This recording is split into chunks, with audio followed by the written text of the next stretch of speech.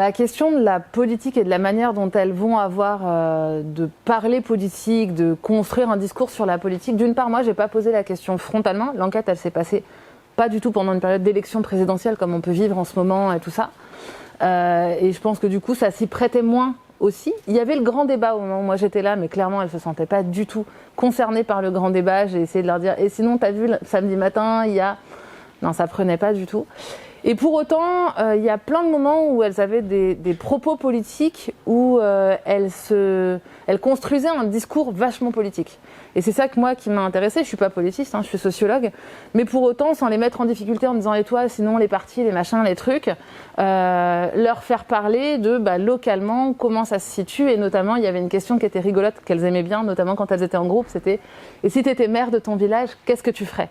Et alors, ah non, mais je me présenterai pas. Non, mais je te demande pas de te présenter, en fait. Mais juste, toi, tu aurais des idées. Et en fait, à chaque fois, elles avaient des propositions. Et donc, elles avaient bien un discours politique à poser, bien plus politique que ce qu'elles pouvaient prétendre ou penser qu'elles avaient comme discours politique. Mais elles ont toutes eu des propositions, y compris les plus jeunes. Et ça, c'est peut-être quelque chose qui, moi, m'a surprise. C'est-à-dire que dès 14 ans, elles pointaient l'absence de services publics. Elles pointaient l'éloignement des services publics, et notamment avec une conception, une acception des services publics hyper large et bien plus large que pourraient avoir, je pense, des personnes plus âgées, où elles vont mettre à la fois la poste, le permis de conduire, mais aussi là où on peut faire sa carte d'identité, la mission locale ou le pôle emploi, et puis les gynécos, les ophtalmos, les médecins, mais aussi limite un paintball ou un laser game, voilà, qui font partie des services publics, de leur point de vue. En fait, c'est les services de proximité dont elles ont besoin. Et c'est ça où c'était intéressant de voir, quand on ne définit pas la politique, et quand on ne parle pas directement politique, comment la politique, finalement, elle est beaucoup plus large que ce qu'on voudrait bien croire, quoi.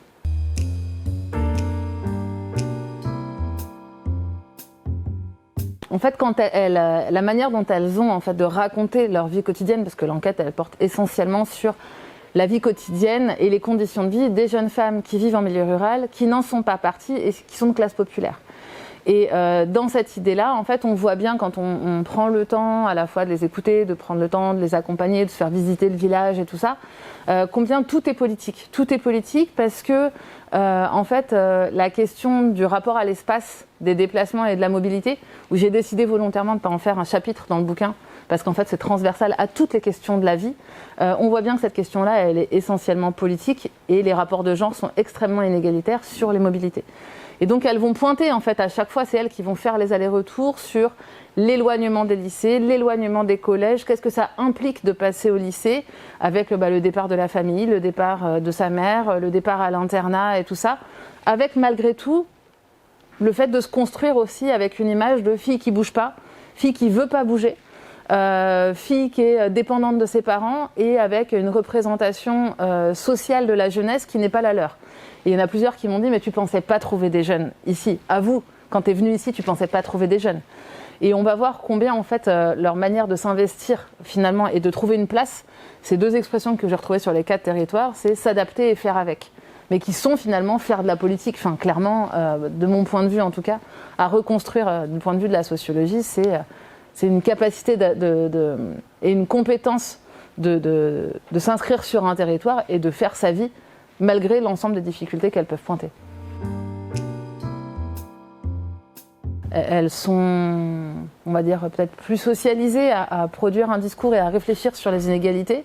Et peut-être le moment où je m'y attendais le moins, c'est quand elles ont choisi, sur les 4 territoires, sans que moi je leur pose la question, de prendre le sport, par exemple, comme élément flagrant d'inégalité entre les filles et les garçons, entre l'enfance et le moment où on passe jeune adulte, avec les différences de disponibilité des équipements, mais aussi de différence des entraîneurs et des entraîneuses, voilà, et donc d'être obligé d'avoir une carrière sportive finalement en pointillé, parce que tu es dans ton village, qu'il n'y a pas d'équipe en face, donc ça nécessite de faire 50, 70 km, ce qui est hyper compliqué pour les familles pour organiser, alors que les garçons, eux, ont pas du tout les mêmes difficultés.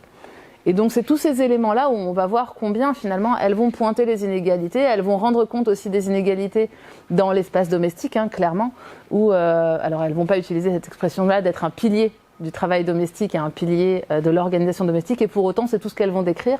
Et quand je leur dis mais sinon toi, ton frère, ton cousin, ça se passe comment? Non mais eux ils sortent, c'est pas pareil. Et c'est quelque chose qu'on a revu après avec Pauline Blum quand on a travaillé sur les ados en milieu rural, pendant le confinement. On a pas mal posé la question de t'es sorti, t'es pas sorti. Et là, il y avait des filles et des garçons qu'on a interrogés. Et on voyait bien que les garçons s'autorisaient à sortir bien plus souvent au-delà du kilomètre que les filles, mais ils étaient aussi incités par les familles à aller sortir. Parce que les garçons, sinon, sont incontrôlables, ils vont péter les plombs, tout ça. Enfin, c'est bon, il faut que tu ailles dehors.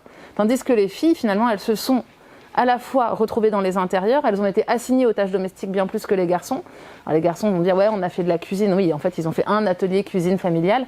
Mais les filles, elles ont fait la participation de tous les repas et le suivi, finalement, de tous les devoirs des petits frères et petites sœurs. Ce qui n'a pas eu d'équivalent chez les garçons. Elle se situe, en fait, beaucoup, mais ça, elle savait... Enfin, je pense que sur les inégalités sociales, elle pointe les inégalités sociales, d'une part avec les filles qui partent, mais aussi avec les filles de la ville. Et elles vont largement produire un discours sur la ville qui n'est pas du tout un lieu d'attraction où elles voudraient aller habiter, clairement. Il faut vraiment on arrête de penser que l'Eldorado de la jeunesse rurale serait vers la ville et le milieu urbain. Non, en fait, l'Eldorado, quand on les écoute, c'est davantage une petite ville dans laquelle il y a des services publics, en fait, et dans lesquels il y a des transports en commun. Et donc, ce qu'on va voir, en fait, sur la ville, c'est qu'elles vont montrer, elles vont raconter combien c'est extrêmement violent, l'espace urbain, parce qu'il y a des bourgeoises, et que juste à la façon de marcher, elles seraient identifiées comme étant des filles rurales. Et les quelques-unes que j'ai pu rencontrer, qui ont tenté un BTS, par exemple, en ville, elles disent, finalement, on se retrouve entre nous, on se reconnaît entre nous et on refait... en fait, on ne se remélange pas. Et finalement, on revient assez rapidement.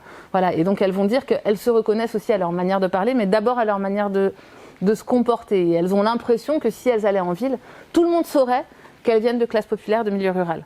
Comme si ça se portait et que c'était une manière de se situer dans l'espace social. Voilà. Et en même temps, de l'autre côté, elles vont pointer une autre jeunesse en ville qui n'existerait pas ou pas de la même manière en milieu rural, qui seraient les racailles. Et donc, même si elles vont dire ici il y a des racailles, les racailles de la ville font bien plus peur.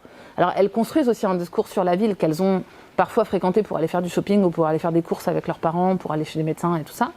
Mais elles vont construire aussi un discours sur la ville qui est largement imprégné des médias et d'une télé qui, malgré ce qu'on peut penser, est allumée en continu, même si on ne la regarde pas, dans énormément de foyers domestiques.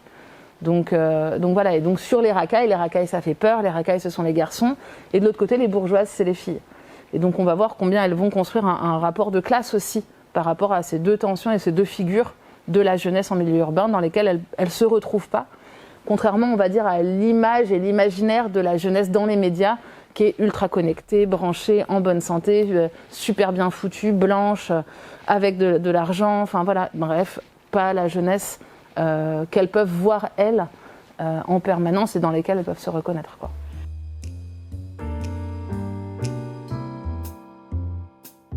Ça, c'est quelque chose qu'on voit qui est caractéristique un peu de la jeunesse rurale, hein, la situation des qualifications, des diplômes et puis des emplois disponibles derrière à hauteur, enfin au regard des diplômes qu'on a pu passer. Alors d'une part, on sait que, et statistiquement c'est montré aussi, hein, que les jeunes ruraux, et c'est pas nouveau, jusqu'au collège ont des parcours assez similaires à ceux des urbains, et c'est après le collège où on va voir qu'ils et elles vont s'orienter davantage vers des filières plus professionnalisantes et plus encore quand ils sont issus des classes populaires, sachant que les classes populaires sont majoritaires en milieu rural, non pas parce qu'elles sont paysannes, mais d'abord parce qu'elles sont ouvriers, ouvrières, employés et ES. Et donc voilà, et donc ces filles, elles vont se construire avec un discours fort sur l'école et sur la formation, en disant tout en même temps que ça sera par ton réseau que tu trouveras du boulot. Parce qu'en fait, il y a une forte concurrence, d'une part entre les filles à diplôme équivalent, et entre les boulots disponibles. Et il y a un écart finalement entre ces filles qui vont faire des formations, les emplois disponibles qui sont sous-qualifiés au regard des qualifications qu'elles vont avoir en majorité. Et donc les compromis que tu dois faire entre travailler moins qualifié mais travailler quand même, ou pas travailler, mais si tu ne veux pas travailler, tu ne travailleras plus. Donc voilà. Et puis après, il y a tout le réseau de concurrence où on va voir des filles qui vont se faire embaucher, par exemple, je pense à une qui se fait embaucher en EHPAD, alors qu'elle n'a pas fait la formation pour bosser à l'EHPAD, mais elle connaît le directeur de l'EHPAD, et donc elle va griller en fait les filles qui ont fait un bac pro à SSP, donc aide à la personne et tout ça, parce qu'elle connaissait la bonne personne au bon moment, et parce que c'était une fille de familles reconnues et connues localement, parce que le père est entraîneur du club de foot, et donc c'est à elles qu'on a pensé. Et c'est souvent ces filles-là qui vont griller en fait la file d'attente et qui vont participer à déprécier les formations professionnelles ou les formations scolaires que les autres peuvent avoir. Et donc il y a tout un discours entre à quoi ça sert de faire des études, tout en sachant que les études ça protège quand même, mais en même temps pas n'importe quelles études, et puis elles n'ont pas localement toutes les études disponibles, clairement. On voit qu'il y a une tension entre les types de formations qui sont proposés et les emplois disponibles localement, qui font que ça bouchonne aussi au bout d'un moment, et après on leur reproche de ne pas pouvoir et de ne pas vouloir partir un peu plus loin, tout en ayant été formés à l'emploi local. Et donc là, on voit combien ça se complique aussi dans les discours institutionnels et les discours des adultes et la réalité des conditions de vie et des possibilités pour les filles. Et donc c'est comme ça qu'il y en a une notamment qui va me raconter une interaction avec sa mère sur la philosophie. Elle découvre la philosophie, elle est assez passionnée, elle en parle à sa mère un peu genre « et tu te rends compte, je pourrais faire genre la fac de philo », enfin c'est un peu ça. Et sa mère, elle lui dit « mais t'as déjà vu un poste avec écrit « on recrute philosophe » Non. Bah alors ça sert à rien en fait, la fac c'est avocat, médecin, donc des métiers. Et donc on voit d'un seul coup revenir l'importance de la professionnalisation. Donc bon, elle n'avait pas pris sociologue, mais elle aurait pu prendre sociologue, ça aurait été pareil en fait. Sociologue, c'est pas un métier, sociologue, enfin, il n'y a pas d'annonce recrutons sociologue. Bon bah du coup, tu vas pas faire de la sociologie. Et on voit là l'importance en fait de s'insérer économiquement aussi. Parce qu'on est sur des familles qui sont issues de milieux populaires, qui n'ont pas de moyens économiques pour assurer des études, pour faire des études, le luxe de faire des études juste pour apprendre.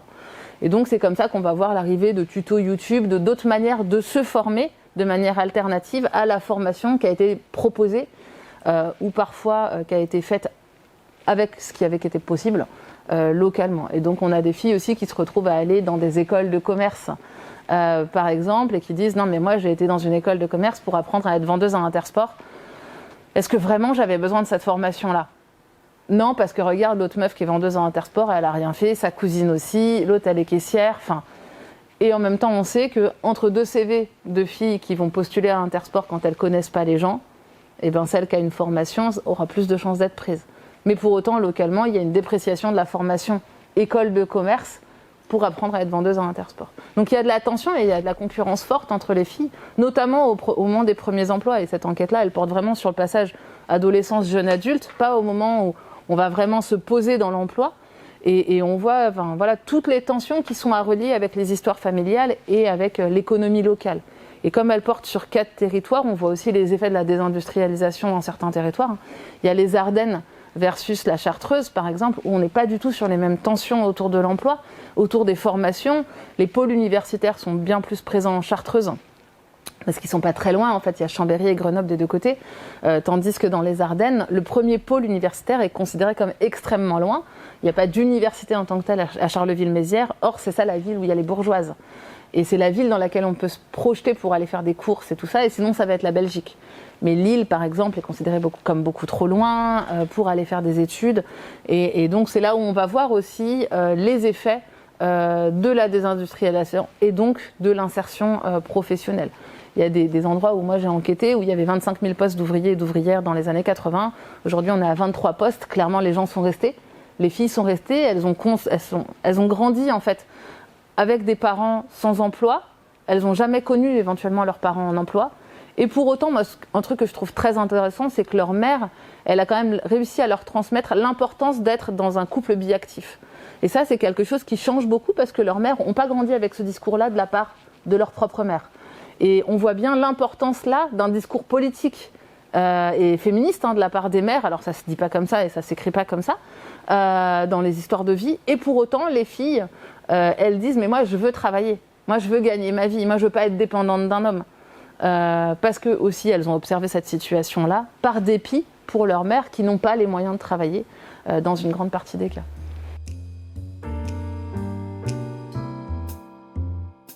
Alors, elles vont raconter le contrôle, les rapports de genre inégalitaires sur le contrôle social autour des filles. Elles vont dire qu'elles sont observées, elles vont aussi largement identifier et pointer le fait que de leur respectabilité va découler la respectabilité familiale. Et donc, c'est sur elles que va peser aussi toute la réputation de la famille, et elles se retrouvent finalement responsables à la fois de leur vertu et de leur respectabilité, et voilà, dans leur sexualité, mais aussi dans leurs relations amicales, dans leur manière de faire la fête, là où elles vont faire la fête, avec qui elles vont faire la fête, et que dès que ça dérape, on va reprocher aux parents de ne pas avoir su tenir leur fille, et notamment on va reprocher aux mères de ne pas avoir su garder leur fille. Alors ça dérape, le problème c'est quand elles disent bah, là ça a dérapé pour elle, machin, tout ça, elle a dérapé. En fait elle est sortie avec un garçon de mauvaise vie, avec un garçon qui ne doit pas se fréquenter, avec un garçon à histoire, avec un garçon à fille, un homme à femme, et donc qui va largement venir impacter la réputation de la fille. Mais cette réputation elle va porter à la fois sur la sexualité, mais elle va se retrouver aussi sur les possibilités de sortir, et puis enfin sur les questions de travail. On va voir qu'il y a des porosités en fait dans des espaces d'interconnaissance où les solidarités existent, elles sont fragiles, elles n'existent pas entre tout le monde, contrairement à une vision un peu romantique et idéalisée du milieu rural, que tout le monde serait solidaire, et notamment pendant le confinement, tout le monde a découvert la solidarité magnifique. C'est pas aussi simple que ça quand il y a des fortes inégalités et quand on est en situation de précarité économique. Donc du coup, les solidarités, elles existent. On voit bien avec le réseau comment il y a des systèmes d'entraide. Et en même temps, ces réseaux sont précaires. Si quelque part, on va te reprocher quelque chose, on va te sortir du groupe. Éventuellement, on va t'exclure. Et là, moi, j'ai vu des processus d'exclusion de certaines filles pour être sûr que les problèmes de la fille ne viennent pas entacher le reste du groupe, ou que les comportements de la fille ne soient pas reproduits par les autres filles, ou que les comportements, notamment du petit copain d'une des filles, ne puissent pas être considérés comme légitimes et que les autres garçons du groupe viennent faire et les mêmes pratiques finalement. Dans cette enquête, il y a quelques filles qui ont... il y a quelques filles qui ont raconté avoir déjà embrassé d'autres filles, par exemple, mais sans se définir comme lesbiennes. Pour autant, il y a quelques filles qui se définissent comme lesbiennes et qui se présentent comme telles et qui vont raconter en fait qu'est-ce que ça veut dire, et je pense que c'est aussi pour ça qu'elles se sont saisies de l'enquête à ce moment-là, qui viennent aussi dire mais en fait les filles elles sont pas toutes hétéros en milieu rural et il y a des filles lesbiennes et voilà je viens de raconter comment ça se passe. Et ces filles lesbiennes elles viennent pointer notamment l'avantage des réseaux sociaux parce que même si on a une image de la ruralité, voilà il y a quand même de la connexion. En tout cas on se débrouille pour être connecté même quand on habite dans une zone blanche. Et l'avantage en fait de créer d'autres communautés d'appartenance, de pouvoir identifier d'autres espaces sociaux dans lesquels on peut se poser des questions. Et c'est là où je pense, moi j'ai pas fait d'enquête comparative, mais je me dis que clairement les filles d'aujourd'hui, elles peuvent se construire avec tout un discours, une construction du discours et une légitimité à se poser des questions sur leur orientation sexuelle, sur leur identité de genre, que n'avait pas leur mère par exemple, ou des copines de leur mère, et elles peuvent vivre finalement leur sexualité comme elles l'entendent. J'ai pas entendu de discours homophobe, clairement. Et même après, j'ai fait un documentaire sur les filles en milieu rural à l'île de la Réunion, et y compris là-bas où il y a des représentations aussi très exotisées de l'île de la Réunion, où ils seraient plus, ou elles seraient plus homophobes qu'ailleurs, et ben les filles qui ont eu et qui se sont posées dans des histoires avec d'autres filles ne racontent pas une lesbophobie qui serait exacerbée par rapport à ce qu'on peut voir en France hexagonale. Et là, c'est pareil, en fait. Elles ne vont pas pointer une lesbophobie plus forte. Par contre, elles vont pointer le fait de ne pas être... de la difficulté d'avoir des lieux où on peut être en couple tranquillement. Et c'est là où on va voir arriver l'avantage des réseaux sociaux, où tu peux identifier qu'il y a un bar, un café à tel endroit, et même des cafés que tu connaissais, mais tu ne savais pas que c'était possible d'y aller avec ta copine. Et ainsi de suite. Et donc c'est comme ça qu'elles vont aussi se construire, elles vont se construire une place dans le groupe de filles, et assez rapidement pouvoir vivre leur sexualité sans être mises au pilori. Je ne sais pas s'il y a autant d'équivalents chez les garçons. L'idée de cette enquête, en fait, elle est venue... elle a émergé d'abord dans ma thèse. Moi, j'ai fait une thèse sur les usages de la contraception d'urgence par les jeunes femmes de moins de 25 ans, dans lesquelles j'ai pas mal... En fait, j'avais envie de faire une comparaison rurale-urbaine pour voir qu'est-ce qu'étaient les effets de l'interconnaissance sur l'usage de la contraception d'urgence et notamment l'exposition de soi au moment où on va chercher ça en pharmacie. Et quand la pharmacienne, c'est la copine de ta tante ou que la pharmacienne, elle bosse avec ta grand-mère et que là, c'est compliqué, clairement. Et en même temps, j'ai fait du terrain en milieu rural et c'est quelque chose que j'ai pas du tout exploité dans ma thèse. Et donc j'ai gardé cette idée-là en me disant il y a quand même quelque chose qui se joue, mais la thèse étant un moment où on fait des concessions et des abandons, j'ai fait l'abandon de ça. Et puis voilà. Et puis après, en lisant le travail de Nicolas Renaï, en lisant le travail et en suivant le travail de Benoît Coquart en train de se faire, je me suis dit, mais en fait, il y a un travail vraiment qui a renouvelé en fait la question et la manière de considérer la jeunesse populaire et la jeunesse en milieu rural. Et vraiment, je trouve qu'il y a un avant et un après Nicolas Renaï, notamment sur la légitimité de la sociologie et de la sociologie de la jeunesse à s'emparer de cette jeunesse-là sans la regarder comme voilà, par le folklore ou à travers un côté, ouais, je sais pas, avec des représentations qui arriveraient par le haut. Et pour autant, je me suis questionnée sur ma légitimité à enquêter sur la jeunesse rurale, puisque je suis la seule de ma famille à ne pas être de milieu rural. Moi, j'ai grandi en milieu urbain. Et voilà. Et donc, j'ai lu beaucoup le travail de Nicolas Renaï. Après, j'ai lu beaucoup le travail de Benoît Coquart. Et je me suis dit, mais il y a un moment où il va falloir quand même qu'on arrête de parler des filles en rentrant par les garçons et qu'on entende parler des garçons peut-être, mais en rentrant par les filles. Moi, je travaille beaucoup sur l'adolescence et le passage à l'âge adulte. Et je me suis dit, bon, bah, là, il y a un moment où j'ai potentiellement aussi un petit grain à apporter sur la connaissance de la jeunesse, sur la connaissance de la jeunesse populaire par un autre regard. Alors, j'ai pas eu du tout les mêmes méthodes d'enquête. Hein. J'ai pas étudié dans mon village, parce que mon village c'est une grande ville. Du coup, j'ai décidé de travailler sur 4 territoires. Donc, une interco dans la Chartreuse, une interco dans les Ardennes françaises, une interco dans le Finistère et une interco dans le pays de Gâtine au-dessus de Niort. Avec l'idée, d'une part, puisque mon propos c'était de dire il faut rendre compte de l'hétérogénéité de la jeunesse, il faut aussi rendre compte de l'hétérogénéité du milieu rural.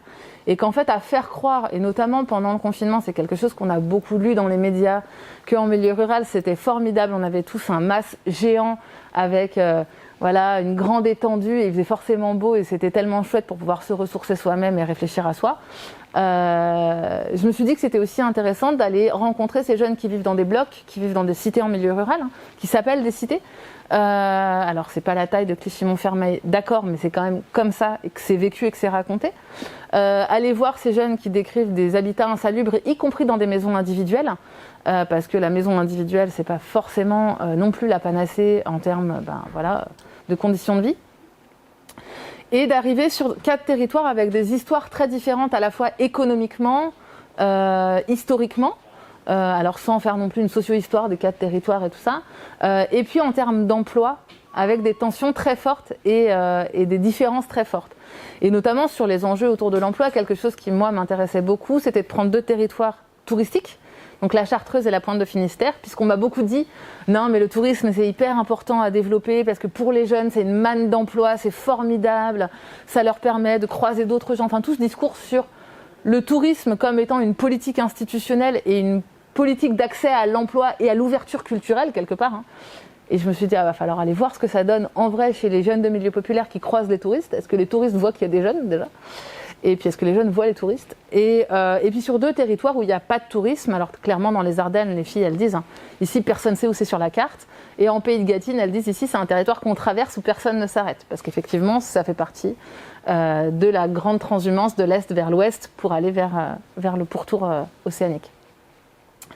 Et donc dans ces 4 territoires-là, j'ai vraiment eu l'idée de les prendre en complémentarité. Alors c'est pas une enquête comparative, notamment parce qu'il y a communauté d'âge et communauté de classe sociale, mais aussi de voir en fait éventuellement les points communs et les différences dans leur discours. Et en même temps, même dans les territoires où il y a du tourisme, machin, tout ça, on va voir la mise à l'écart d'une fraction de la jeunesse qui sont les filles de milieu populaire. Puisque même quand elles vont accéder aux emplois les plus proches des touristes, elles vont être rétrogradées parce qu'elles vont arriver en concurrence avec des filles rurales qui sont parties faire des études en ville, avec des filles de la ville qui viennent bosser l'été, en job d'été, parce que c'est tellement plus funky d'aller faire un job d'été à la mer, par exemple, ou un job d'hiver à la montagne. Et donc elles vont se retrouver à être au sanitaire, alors que initialement elles s'étaient dit « je vais pouvoir présenter là où j'habite à des touristes et leur raconter les trucs à faire ». Et puis non, en fait, au sanitaire, tu verras pas de touristes. Donc voilà. Et donc cette enquête, elle s'est posée comme ça et elle a été déclenchée. Très honnêtement, elle a été déclenchée par en fait, j'en avais parlé déjà à des professionnels que j'avais rencontrés à des gros ateliers avec des lycéennes et des lycéens sur l'adolescence, sur la jeunesse aujourd'hui. au printemps, avant de commencer l'enquête. Et donc elle m'avait dit, c'est quoi ta prochaine enquête? Et j'ai dit, j'aimerais bien faire une enquête sur les filles en milieu rural, tout ça, tout ça. Et au mois de septembre, elles m'ont appelé, c'était les professionnels de la CAF 29, donc de la CAF du Finistère, et elles m'ont appelé en me disant, mais t'étais sérieuse avec ton projet d'enquête sur les filles en milieu rural? Je dis, oui, je suis en train... Le projet de recherche est écrit depuis longtemps, mais je suis en train de finir de gérer un budget et trouver les financements et tout ça. Elles me disent, parce que nous, on voudrait que tu enquêtes chez nous. On n'est pas un territoire rural au sens de l'INSEE, et ça, on en pâtit. Pour autant, on est un territoire avec un très fort taux de prime d'activité. Donc, ça sous-entend beaucoup d'emplois précaires. Et on voit bien on a un problème pour que les filles, on ne comprend pas pourquoi les filles, elles sont représentées dans la tête de tout le monde comme étant des berniques accrochés à leur rocher. Et pourquoi elles ne bougent pas, pourquoi elles ne viennent pas en ville et pourquoi elles sont éloignées des dispositifs. Donc je leur ai dit, je ne vais pas pouvoir répondre à toutes vos questions, mais avec plaisir, je viens enquêter chez vous. Et donc c'est comme ça que c'est déclenché le premier terrain, et là je me suis dit, ok, c'est parti, allez, on y va. Ça se lance, quoi. L'enquête se lance.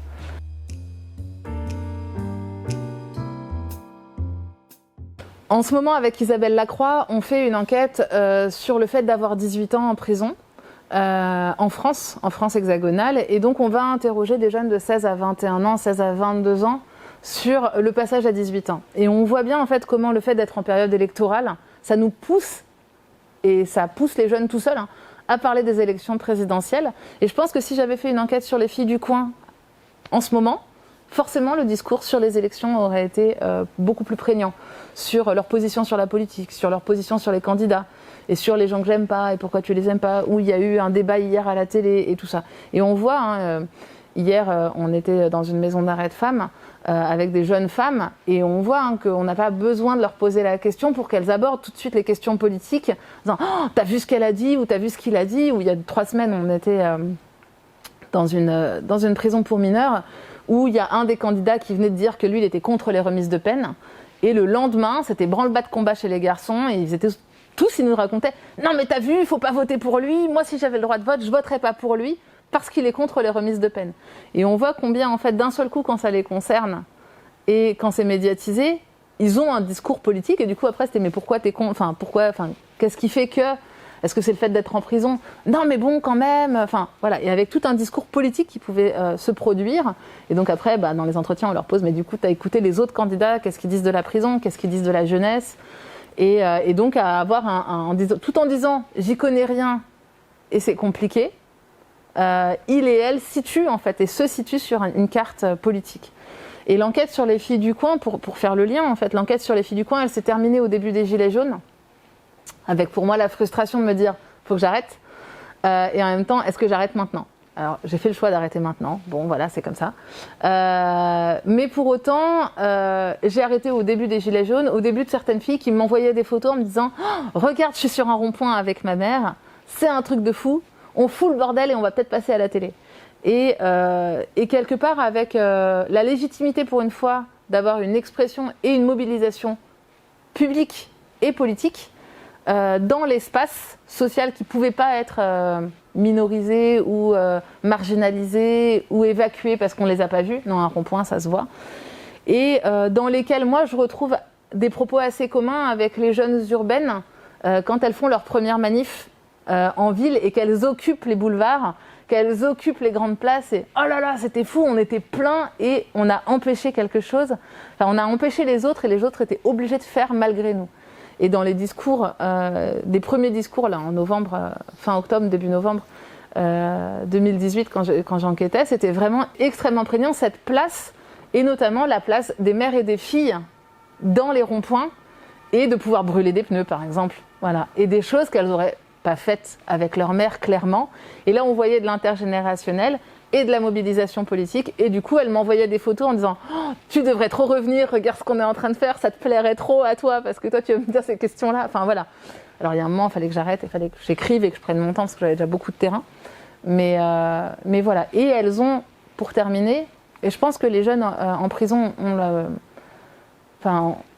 partagent quelque chose en commun avec ces filles, c'est une médiatisation qui est forcément par la négative de leurs conditions de vie, de leur portrait en fait social, et un rapport aux médias qui est assez compliqué et qui est assez distancié.